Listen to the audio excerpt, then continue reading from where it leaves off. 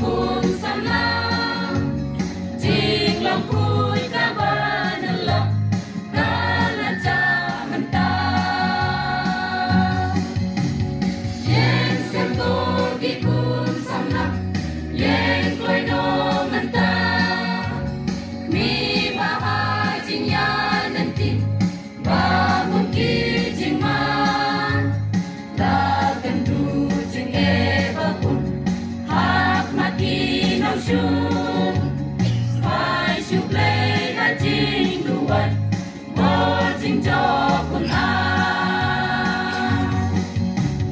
hak ten kas pa bas nyau pa kun ki be shaka la jing im ki ya le kai o kim chu kuslai tim perkhat ya galashan tim kin poi sha ai ban perkhat ban pe ya ki o da i shal khay yen sam ko ki kun sam la yen kloi no man ta mi pa a jing ya nan ti ba mun ki jing ma la kan du jing e ba kun hak mati nau shu